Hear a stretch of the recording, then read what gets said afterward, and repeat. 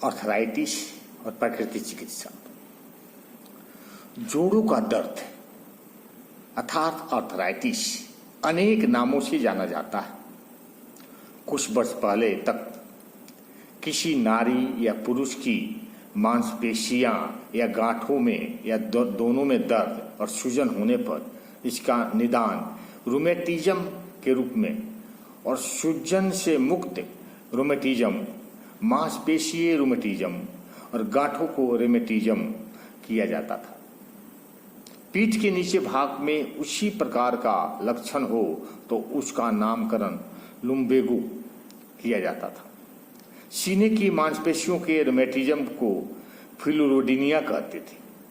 कभी कभी उसे भ्रम से फ्यूलरिसिस समझ लिया जाता था, जिसका अति तीव्र रूप रूमेटिक ज्वर कहा जाता था।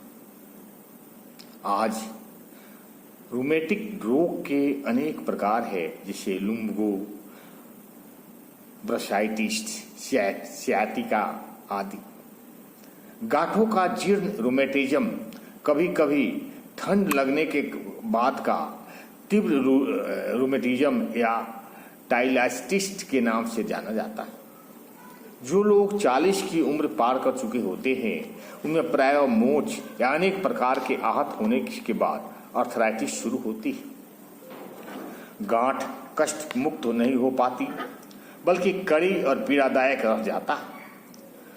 अंग के अंग कमजोर हो जाते हैं और ऐसा शरीर आर्थराइटिस के विकास के लिए अत्यंत अनुकूल होता है। इस रूप में विकसित कष्ट को हम ट्रॉमेटिक आर्थराइटिस कहते हैं।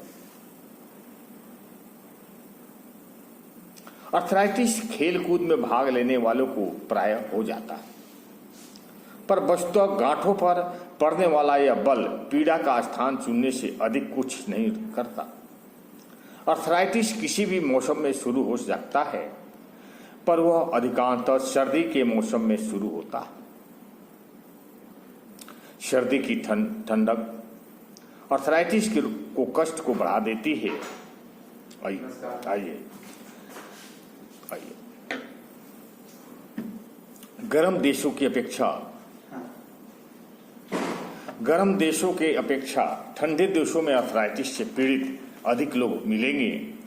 कारण ठंड में घर के अंदर रहकर काम करना, ताजी हवा का अभाव, गरिष्ठ भोजन का मात्रा से अधिक खाना आदि है। ठंड के दिनों में की चर्चा में इसका बाहुल्य से सर्वग्राह है। यहाँ पर कहने की आवश्यकता नहीं कि ऐसा कोई भी काम जो शक्ति का ह्रास हो, विजातीय द्रव्यों को शरीर से बाहर निकलने में अवरोध उत्पन्न करता हो, उसके लिए कारण रूप होगा। सभी रूमेटिक स्थितियों का कारण सबसे पहले शरीर में यूरिक एसिड एकत्र होना माना जाता है।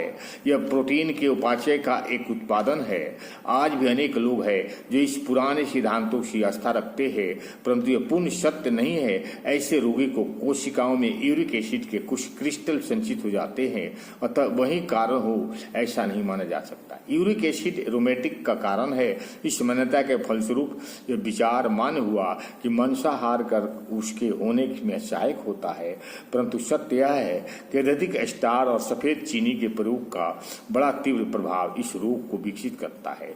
हम मात्र किसी एक आदत पर आर्थराइटिस के कारण रूप देने का दोष नहीं मानते। हमारे दैनिक जीवन की अनेक आदतें और चीजें जो दुर्लभ उत्पादक है, विजातीय द्रव्य को बढ़ाती है, कारण स्वरूप मानी जाती है। आदमी के साथ विजातीय द्रव्य का अधिक मात्रा ही उस आर्थराइटिस का शिकार बना देता है। ओम शांति, ओम शांति।